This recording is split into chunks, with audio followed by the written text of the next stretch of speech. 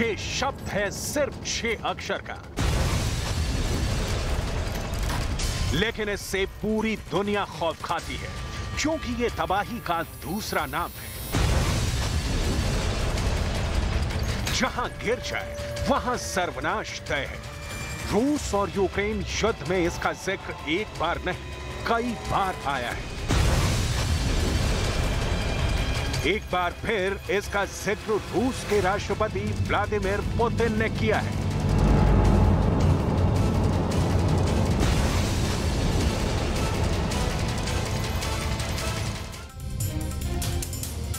Putin की जुबान से परमाणु बम का नाम क्या निकला? परमाणु बम का वर्ल्ड अलर्ट सामने आ गया है। सिर्फ यूक्रेन में ही नहीं, एक साथ कई मोर्चों पर न्यूक्लियर वॉर की आशंका बढ़ गई है।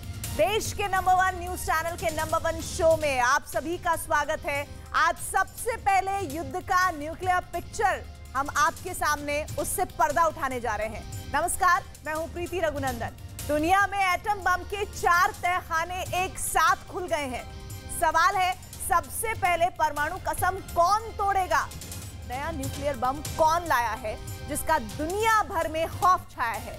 जवाब इस स्पेशल रिपोर्ट में आप सबको मिल जाएगा।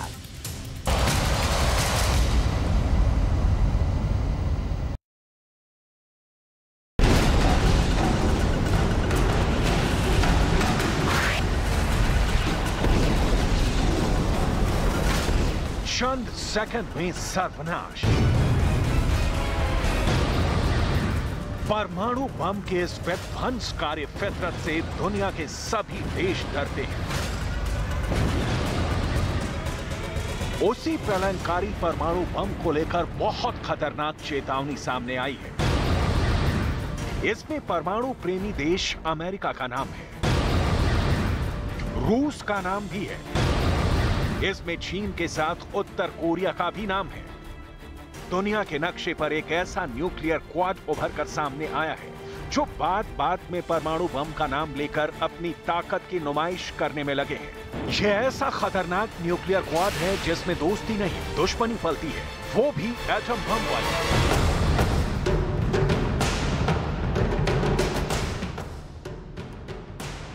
रूस के राष्ट्रपति पुतिन परमाणु बम को लेकर यूक्रेन समेत नेटो को डराते हैं। अमेरिका के प्रेसिडेंट न्यूक्लियर हथियार की धमकी देकर पुतिन को चेतावनी दे रहे हैं। चीन के प्रेसिडेंट शी जिनपिंग परमाणु प्लान को आगे बढ़ाकर ताइवान के साथ साथ जापान पर प्रेशर बनाना चाहते हैं। तो वहीं रूस और चीन का पिछलग्गू उत्तर कोरिया का तानाशाह किम जोंग उन परमाणु परीक्षण की प्लानिंग कर अमेरिका को वार्निंग देते हैं। पिक्चर के ट्रेलर के तौर पर बैलिस्टिक मिसाइल दागते हैं। परमाणु हथियारों के इस्तेमाल होने की चेतावनी बहुत ही बड़े खतरे का अलार्म है। ऐसे में आगे बढ़ने से पहले ये जान लेना बहुत ही जरूरी है कि फिलहाल दुनिया के कितने मोर्चे पर युद्ध को बढ़ाने वाला तनाव अपने चरम पर है। पहला परमाणु फ्रंट बन सकता है यूक्रेन युद्ध। रूस और यूक्रेन के बीच 7 महीने से भी अधिक वक्त से जंग जारी है। पुतिन कई बार दुनिया को अपने पावरफुल परमाणु बमों की याद दिला चुके हैं। दूसरा न्यूक्लियर फ्रंट बाल्टिक देशों में मौजूद नेटो और रूस के बीच खुल सकता है, जहां न्यूक्लियर टेंशन बढ़ने की आशंका है। तीसरा मोर्चा उत्तर कोरिया के किम जोंग खोल सकते हैं, जिनकी परमाणु भूख लगातार बढ़ती चली जा रही है, जो दक्षिण कोरिया, जापान समेत अमेरिका तक के लिए परेशानी की बात साबित हो सकती है। चौथा परमाणु मोर्चा चीन खोल सकता है, क्योंकि परमाणु बम का बड़ा जखीरा रखने वाला चीन ताइवान को अपने नक्शे में मिलाने को आतुर है। चीन अगर ताइवान पर हमला करता है तो नौबत परमाणु युद्ध तक की आ सकती है। पांचवां न्यूक्लियर वॉर फ्रंट इजरायल और ईरान के बीच खुल सकता है। अगर इन 5 मोर्चों में से किसी भी एक मोर्चे पर परमाणु युद्ध हो गया तो नतीजा बहुत ही भयावह होगा, जिसकी एक छोटी सी झलक उत्तर कोरिया के किम जोंग उन ने दुनिया को दिखाई है।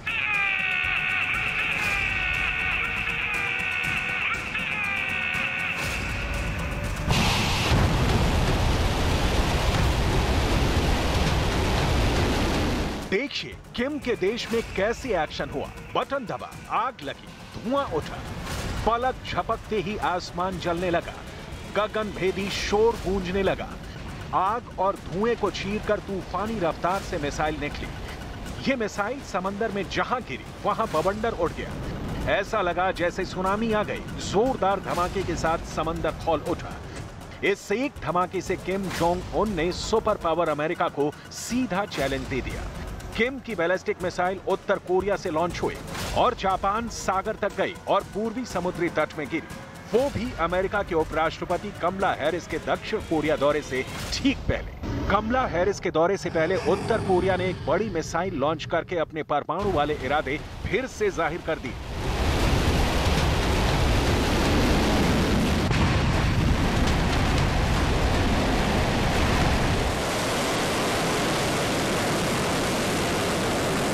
Just a few days ago, the DPRK launched a ballistic missile as part of its illicit weapons program, which threatens regional stability and violates multiple UN Security Council resolutions.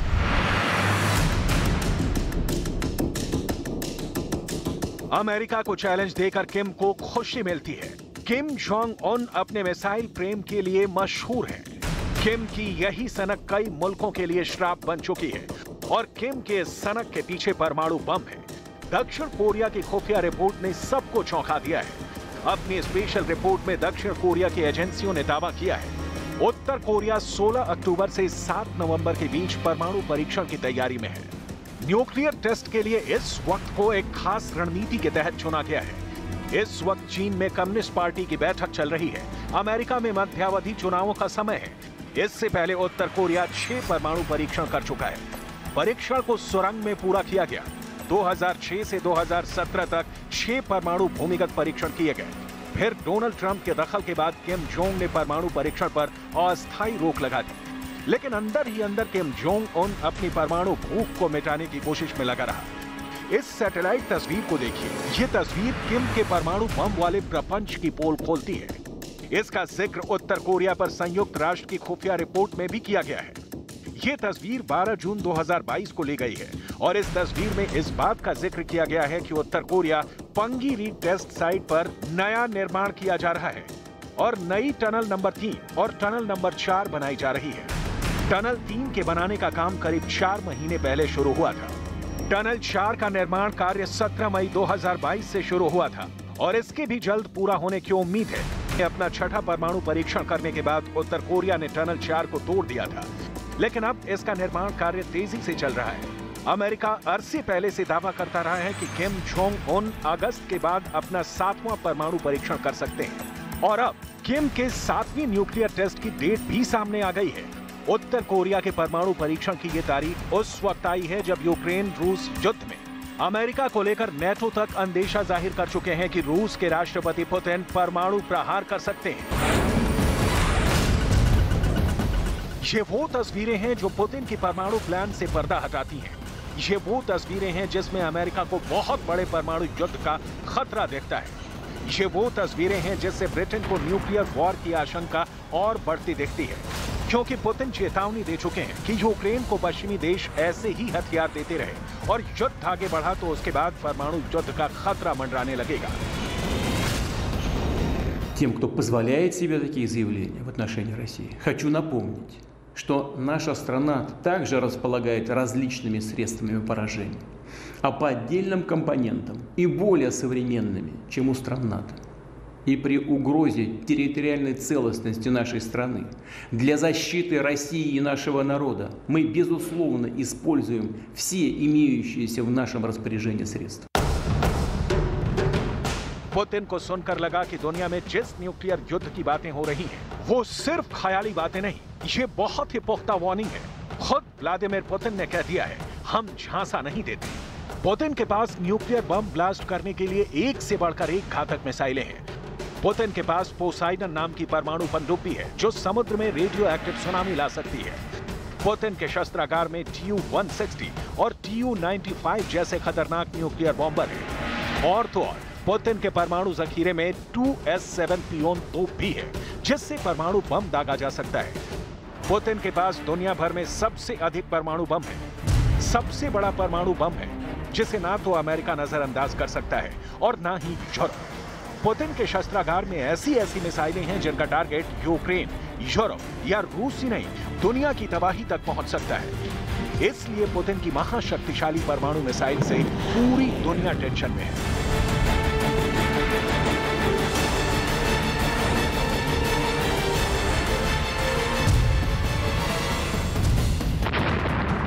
America ने तो यहां तक कह दिया है कि यूक्रेन पर रूस के परमाणु हमले को नेटो पर हमला माना जाएगा। अमेरिकी सीनेटर लिंडसे ग्राहम ने युद्ध अपराधों की जवाबदेही पर सेनेट जुडिशरी कमेटी की बैठक के दौरान कहा कि अगर पुतिन परमाणु हथियार का इस्तेमाल करते हैं, अगर वो यूक्रेन में अपनी धमकी को सही साबित करते हैं, तो मुझे लगता है कि यह नेटो पर एक बड़ा हमला होगा, क्योंकि विकिरण न केवल यूक्रेन बल्कि पूरे यूरोप को प्रभावित करेगा। ऐसे में नेटो पर हमले का सीधा सा मतलब है एक साथ 30 देशों का बारूदी बदला। ऐसे में नेटो चीफ जेन्स स्टोल्टेनबर्ग का चेतावनी वाला बयान और भी काबिले गौर हो जाता है। ब्रिटेन के मशहूर अखबार डेली मेल की इस हेडलाइन को देखिए, इसके शब्दों को पढ़िए। इसमें नेटो चीफ जेन्स स्टोल्टेनबर्ग के बयान को हेडलाइन बनाकर साफ साफ शब्दों में लिखा गया है, परमाणु युद्ध कभी नहीं जीता जा सकता है और इसे कभी नहीं लड़ा जाना चाहिए। अपने इस ताजे बयान में नेटो प्रमुख ने यूक्रेन पर परमाणु हथियारों का इस्तेमाल करने पर पुतिन को गंभीर परिणाम भुगतने की धमकी दी है। जेम्स स्टोल्टेनबर्ग के इस बयान से साफ है कि अब नेटो को भी लगने लगा है कि पुतिन परमाणु बम फोड़कर यूक्रेन युद्ध को खत्म कर सकते हैं। वहीं पुतिन के यार शी जिनपिंग भी बहुत ही खामोशी के साथ ड्रैगन के न्यूक्लियर प्लान को आगे बढ़ा रहे हैं। चीन की सरकारी मीडिया ग्लोबल टाइम्स ने छापा है कि चीन के रक्षा मंत्री ने अपने न्यूक्लियर की खूब तारीफ की है और नए परमाणु हथियारों के बारे में बताया है। खबर अमेरिका भी पहुंची है और वहां का मीडिया छाप रहा है कि चीन के रक्षा मंत्री ने अपनी बढ़ती परमाणु ताकत को जायज ठहराया है। इंटरनेशनल न्यूज एजेंसी रॉयटर्स की रिपोर्ट है कि चाइनीज डिफेंस मिनिस्टर परमाणु बिल्डअप को अपने बचाव में उठाया गया कदम बता रहे हैं। कुल मिलाकर अपने खतरनाक परमाणु मिसाइल और अपने एटम बम पर पहली बार चीन इतना खुलकर बोल रहा है। अब तक जो चीन अपने परमाणु असलहे पर खामोश रहता था और चुपचाप उनकी रेंज बढ़ाने पर काम करता था, वो अब दुनिया को बता रहा है कि उसके न्यूक्लियर हथियारों को हल्के में ना ले। युद्ध के हालात में चीन की नौसेना और चीन की रॉकेट फोर्स क्या कर सकती है, इस पर centre for a new American security नाम की संस्था की रिसर्च रिपोर्ट में 2 बड़े पॉइंट्स को समझाया गया है। चीन और अमेरिका के युद्ध के खतरे पर इस रिपोर्ट की चर्चा पूरी दुनिया में हो रही है। पहला ये कि चीन इस युद्ध में ताइवान पर परमाणु हमला तक कर सकता है, यानी ताइवान को चीन पूरी तरह खत्म कर देगा और चीन उसे दुनिया का दूसरा हिरोशिमा बना सकता है। दूसरी बात यह कि चीन ताइवान पर हमला करने से पहले अमेरिका पर हमला करेगा।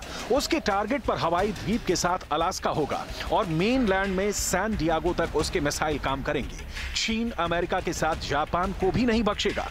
वो प्रशांत महासागर में अमेरिकी अड्डों को तबाह करेगा। इसमें उसके गुआम समेत सभी बड़े सैन्य अड्डे शामिल होंगे। ऐसे में अमेरिका की स्ट्रेटेजिक कमांड के मुखिया एडमिरल चार्ल्स रिचर्ड का दावा बहुत बड़े खतरे का सायरन बनकर सामने आता है। दावा यह कि चीन अपने परमाणु हथियारों के जखीरे को तेजी से बढ़ा रहा है और यह अमेरिका के लिए बहुत बड़ा खतरा है। फिलहाल चीन के पास करीब 350 परमाणु हथियार हैं और अमेरिका के पास 5550 परमाणु हथियार। पेंटागन की एक रिपोर्ट के मुताबिक चीन 2027 तक 700 परमाणु हथियार बना लेगा। वहीं 2030 तक अपने जखीरे में लगभग 1000 परमाणु हथियार जमा कर लेगा। साफ है, चीन की मंशा आने वाले दिनों में दुनिया पर न्यूक्लियर धाक जमाने की है। फेडरेशन ऑफ अमेरिकन साइंटिस्ट ने चीन के अंडरग्राउंड मिसाइल स्टोरेज की सैटेलाइट तस्वीरें जारी कर चुका है। दावा किया जा रहा है कि चीन के पश्चिमी शहर यूमेन के पास एक रेगिस्तान में रोबस्ट परमाणु मिसाइल और इंटरकॉन्टिनेंटल बैलिस्टिक मिसाइल के लिए 120 से ज्यादा साइटों का निर्माण कर रहा है। ये लंबी दूरी तक मार करने वाले मिसाइलें हैं, जिसकी जद में ताइवान और जापान के साथ अमेरिका भी होगा।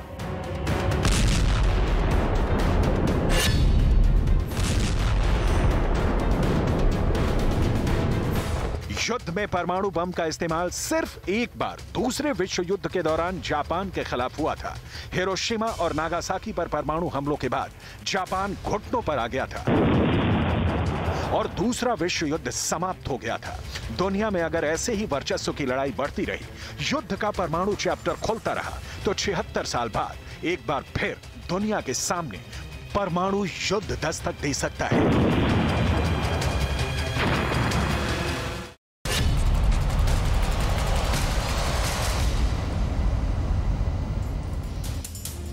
रूस के राष्ट्रपति पुतिन की परेशानियों का दौर जारी है। यूक्रेन जंग में भेजे जाने के खिलाफ लोग जबरदस्त विरोध प्रदर्शन कर रहे हैं। मोर्चे पर जाने का खौफ युवाओं में इस कदर है कि वो खुद को जख्मी करना ज्यादा पसंद कर रहे हैं, लेकिन जंग में जाने के लिए तैयार कतई नहीं है। और इसी बीच कल पुतिन आधिकारिक तौर पर यूक्रेन के 4 इलाकों को रूस के नक्शे में मिलाने की घोषणा कर देंगे। लेकिन यूक्रेन में कराए पुतिन के जनमत संग्रह को नकली बताया जा रहा है। अमेरिका और यूरोप इस जनमत संग्रह की खिल्ली उड़ा रहे हैं। सवाल यह है कि पुतिन अब आगे क्या करने वाले हैं। क्या पुतिन की नई नवेली डेड आर्मी पुतिन को इस मुश्किल से निकाल पाएगी? देखिए इस रिपोर्ट में।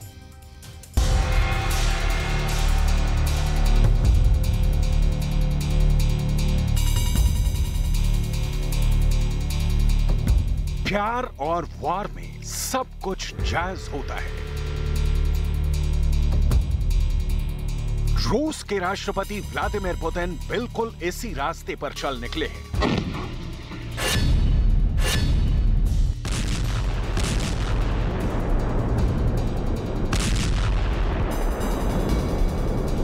प्लानिंग, एक्शन और बैटल ग्राउंड में हर कीमत पर जीत की भूख ने पुतिन की नैतिकता वाली नीति को दागदार कर दिया है। रूस में पुतिन की लोकप्रियता का ग्राफ किस कदर लुढ़क रहा है, ये रूस जॉर्जिया बॉर्डर की तस्वीरें देख लीजिए। आलम यह है कि अब जॉर्जिया के लोग अपने देश में रूस के नागरिकों की एंट्री का विरोध कर रहे हैं।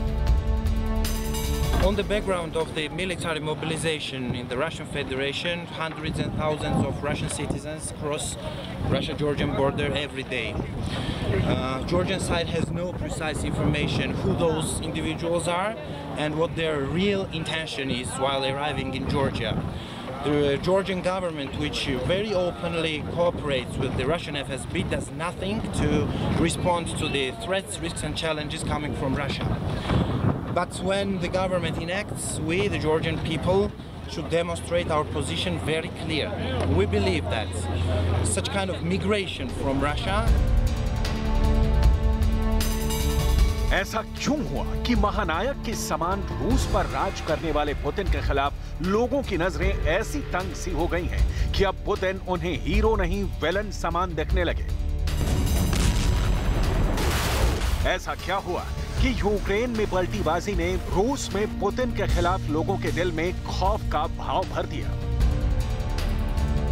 कीव से मॉस्को ऐसी कौन सी खबरें पहुंच रही हैं जिससे पुतिन की रातों की नींद उड़ी हुई है?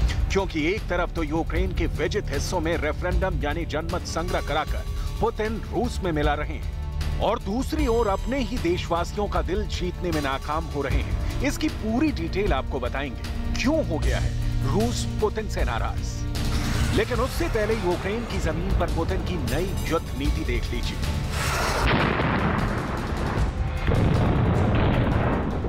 पुतिन का बेहद खतरनाक प्लान। अपनों को अपनों से लड़वाना चाहते हैं रूस के राष्ट्रपति। रूस के कब्जे में आए यूक्रेन के नागरिकों को यूक्रेन के सैनिकों से लड़वाना चाहते हैं पुतिन। यूक्रेन के स्कूलों में रूस और पुतिन का प्रचार चल रहा है। असल में पुतिन प्लानिंग के पक्के हैं। उन्होंने तय कर लिया है कि किसी की बलि चढ़ानी पड़े, वो भी उन्हें कीव पर फतह के लिए कबूल है। यूक्रेन के बालकों को पुतिन पाठ पढ़ाना तो बहुत मामूली सी बात है। पुतिन इससे भी आगे निकल गए हैं। युद्ध जब जिद में बदल जाता है तो पुतिन जैसे ही फैसले होते हैं। रूस के राष्ट्रपति पुतिन के करीबी ने दावा किया है कि यूक्रेन में रूस की सेना अपना लक्ष्य हासिल कर लेती है तो उनको 5 लाख रूसियों की लाशों की परवाह नहीं। उनके पास 25 मिलियन लोगों का भंडार है, इसलिए उन्हें 5 लाख लाशों की परवाह नहीं है। जरा सोचिए पुतिन किस हद तक जाने के लिए तैयार है। पुतिन की ये मंशा रूस के लोगों में खौफ बढ़ा रही है। जीत की ऐसी अति महत्वाकांक्षा का परिणाम है कि अब रूस के युवक पुतिन के खिलाफ करीब करीब पूरे देश में सड़कों पर उतर रहे हैं। सरकार विरोध के सुर को कुचल रही है। कई लोगों को हिरासत में लिया गया है। मकसद साफ है, इंटरनेशनल संबंधों की खराबी का रूस की जनता पर असर नहीं पड़ा। जनता का मूड पुतिन के खिलाफ नहीं बने, लेकिन दुर्भाग्य से पुतिन के लिए विदेशों में भी और देश में भी विरोध की लहर चल रही है। अमेरिका से लेकर यूरोप तक यूक्रेन में पुतिन के कराए जनमत संग्रह को बिल्कुल बेजा बता रहे हैं। ऐलान हुआ है कि यूक्रेन के जिन क्षेत्रों में पुतिन ने जनमत संग्रह कराया है उन इलाकों के प्रतिनिधियों को बुलाकर रूस के साथ इलाके के विलय पत्र पर हस्ताक्षर करवाए जाएं, ताकि वो अब रूस का हिस्सा कहलाए। 4 क्षेत्रों के प्रमुख जहां 5 दिवसीय मतदान मंगलवार को संपन्न हुआ, क्रेमलिन के सेंट जॉर्ज हॉल में शुक्रवार के समारोह के दौरान रूस में शामिल होने के लिए संधियों पर हस्ताक्षर करेंगे। यूक्रेन और पश्चिमी देशों ने वोटों को दिखावा बताया है, लेकिन पूरा यूरोप इस जनमत संग्रह के खिलाफ खड़ा है। Russia has now announced the pre-baked results of its sham referenda. These results were concocted in Moscow, not collected in Ukraine. Let's be clear. The results are completely fabricated and do not reflect the will of the people of Ukraine. This is the will of Moscow, not the free will of Ukraine or its people. Because we've seen this movie before, we know what will come next. We expect Russia to use these sham referenda as a false pretext to attempt to annex Ukraine's territory. Putin के Ukraine वाले जनमत संग्रह की पूरी detail आपको दिखाएं। उससे पहले यूक्रेन के राष्ट्रपति ज़ेलेंस्की को सुनिए, उनके देश में क्या हो रहा है। इससे समझने में मदद मिलेगी कि पुतिन की प्लानिंग ऐसी क्यों है, जिसे अब रूस के लोग भी नहीं पचा पा रहे हैं। देश को छोड़कर जाने के लिए मजबूर हो रहे हैं, क्योंकि उन्हें सेना में जबरदस्ती शामिल कर लिया जाएगा, यूक्रेन मोर्चे पर भेज दिया जाएगा। ये डर सता रहा है। Абсолютно справедливо світ відреагує і на псевдореферендуми. Вони будуть однозначно засуджені. І на злочинну мобілізацію, яку окупанти намагаються зараз провести в Криму та інших частинах України, які вони поки контролюють. Це ж не просто злочини проти міжнародного права і права України. Це злочини проти конкретних людей, проти народу. Зараз в Криму в місцях компактного проживання Кремли намагаються знайти і мобілізувати якнайбільше чоловіків. Ми вже маємо докази цього. Це свідоме намагання Росії знищити кримсько-татарський народ. Це свідоме намагання... ये ज़ेलेंस्की के बाउंस बैक का ही नतीजा है कि पुतिन को युद्ध की रणनीति बदलनी पड़ रही है। पुतिन के इस ऐलान के बाद कि 3 लाख रिजर्व फोर्स को यूक्रेन फ्रंट पर भेजा जाएगा, पुतिन के लिए रूस के लोगों की सोच बदलने वाला फैसला साबित हो रहा है। रूस ने साफ शब्दों में कहा है कि उसे 10 लाख लोगों की जरूरत है, और इतने लोग रूस में मौजूद हैं जो अपने देश के लिए यूक्रेन में लड़ना चाहते हैं, जबकि सच्चाई इसके बिल्कुल उलट है। जिस जनमत संग्रह को पुतिन यूक्रेन विजय का कानूनी जामा पहनाना चाहते हैं, उसे बहुत लोग कागज की तरह उड़ा रहे हैं। Nous le savons, l'agression déclenchée par la Russie en Ukraine est loin d'être terminée et son cortège de drames humains, de victimes civiles, de crimes de guerre, de destruction ne va hélas pas disparaître. Je le dis avec une certaine gravité, au moment où la Russie renouvelle sa rhétorique agressive, au moment où elle organise des simulacres de référendum qui signent son statut d'État paria, et au moment où des incidents inexpliqués ont lieu dans la mer Baltique, je le dis avec une certaine gravité, oui, nous aurons à maintenir notre engagement dans la durée.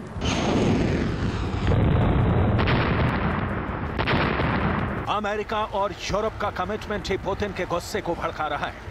America से truck भर भर कर जो हथियार Ukraine पहुंच रहे हैं, उससे निकलने वाले गोले रूस के नागरिकों के दिमाग में पुतिन की इमेज खराब कर रहे हैं। 72 घंटे की युद्ध की सोच जंग में जाने के फैसले ने पुतिन को फंसा दिया है। ये सिर्फ पुतिन को यकीन है कि तारीख के दबाव में फैसले नहीं बदले जाते, लिहाजा जितनी मानव शक्ति लगे पुतिन लगा रहे हैं। लेकिन ये शक्ति कैसी है, जरा इन तस्वीरों में देखिए। उम्र कब के बरस के सफेद हो चुकी है, लेकिन पुतिन को इस रूस की रिजर्व फोर्स के सैनिक बिल्कुल यंग और एनर्जेटिक दिख रहे हैं। इन लोगों को यूक्रेन मोर्चे पर जंग लड़ने के लिए भेजा जा रहा है। अत्याधुनिक हथियारों की आंधी के बीच ये ढलती उम्र के जवान ज़ेलेंस्की की सेना को कितना हिला पाएंगे, ये बहुत बड़ा सवाल है। और इससे जो बात साफ हो रही है वो ये है कि पुतिन के हौसले चाहे आसमान पर हों, रूस के सैनिकों की गिनती जमीन पर बेहद कम गई है। ऐसे में रूस के नागरिक पुतिन से पूछ रहे हैं कि युद्ध आखिर कब तक। तो एक तरफ तो पुतिन को लड़ने के लिए जवानों की कमी पड़ रही है, दूसरी ओर जीते गए यूक्रेन को रूस में मिलाने की प्रक्रिया चल रही है, वो भी उस जनमत संग्रह के दम पर जिस पर धांधली के तमाम आरोप लग रहे हैं। यूक्रेन में जनमत संग्रह करवाने वाले रूस के अधिकारियों का कहना है कि ज़पोरिज़िया में 93%, खेरसोन में 87%, लुहांस्क में 98% और डोनेट्स्क में 99% लोगों ने रूस के साथ रहना मंजूर किया है।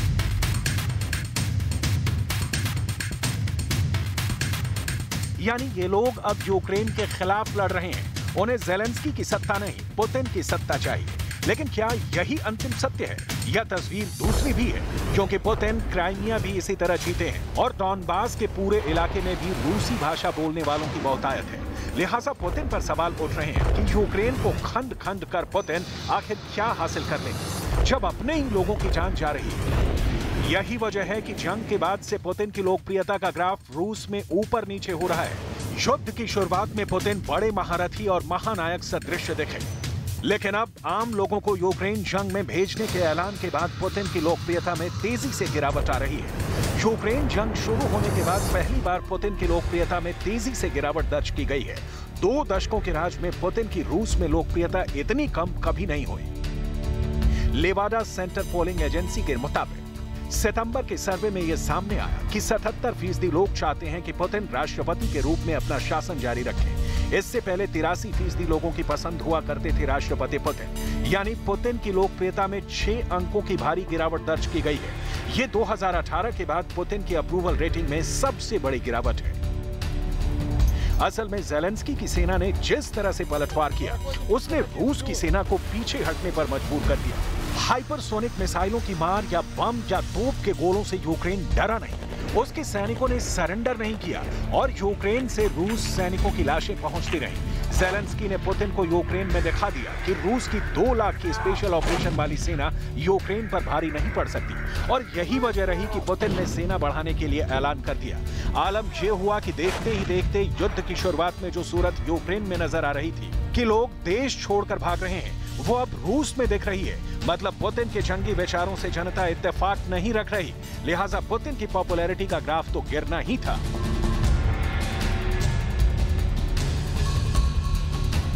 इधर खबर आ रही है कि रूस की जर्मनी जाने वाली नॉर्ड स्ट्रीम पाइपलाइन में एक और लीकेज का पता चला है। ये भी बाल्टिक सागर में ही है। इसके पहले नॉर्ड स्ट्रीम 1 में 2 और नॉर्ड स्ट्रीम 2 पाइपलाइन में एक रिसाव की जगह का पता चला था, जिसे लेकर रूस ने कहा कि साजिश हुई है और यूरोप ने भी कहा कि रूस ने साजिश की है। सच क्या है किसी को नहीं पता। इस बीच पश्चिमी मीडिया में पुतिन की डेड आर्मी यानी बुजुर्ग सेना जो यूक्रेन जा रही है, उसे लेकर मजाक बनाया जा रहा है। और यूक्रेन के साथ युद्ध की तारीखें जैसे जैसे आगे बढ़ रही हैं, वैसे वैसे यूक्रेन के बुनियादी ढांचों पर रूस के हमले तेज होते जा रहे हैं। खबर है कि रूस के एक बड़े हमले में पूर्वी यूक्रेन में स्कूल की एक इमारत पूरी तरह तबाह हो गई है। रूस के इस हमले के बाद एक बार फिर यूक्रेन के राष्ट्रपति की आशंकाएं सच साबित हो रही हैं।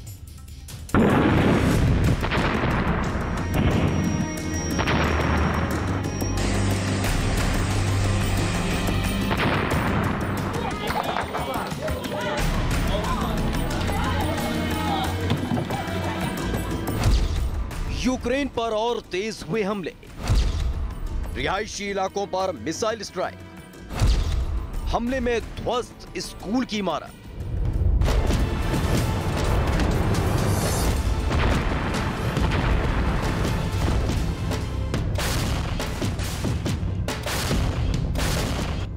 ज़ेलेंस्की को जिस बात का डर सता रहा था, वही बात अब सच साबित होती जा रही है। यूक्रेन पर जिन भयानक हमलों की भविष्यवाणी खुफिया एजेंसियों ने की थी, वो भी धीरे धीरे सामने आती जा रही हैं।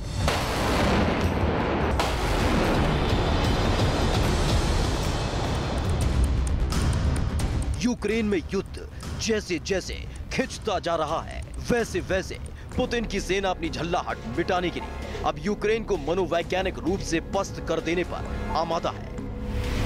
अब यूक्रेन के उन ठिकानों को टारगेट किया जाने लगा है जिनका इस्तेमाल यूक्रेन के लोग रोजमर्रा की जरूरतों के लिए करते हैं। पूर्वी यूक्रेन से आई तस्वीरों को देखिए। स्कूल की ये इमारत रूस के हमले में पूरी तरह तबाह हो चुकी है। दावा किया जा रहा है कि यूक्रेन के रिफ्यूजी इस स्कूल का इस्तेमाल किसी शेल्टर की तरह कर रहे थे। खबर है कि इस हमले में एक शख्स की मौत हो गई। Вера и правда. Я жил нормальной жизнью. Зачем мне этот русский мир? Зачем он мне нужен? Я жил прекрасно. Я в достатке, все. Зачем оно мне надо? Я одетый, я обутый, все.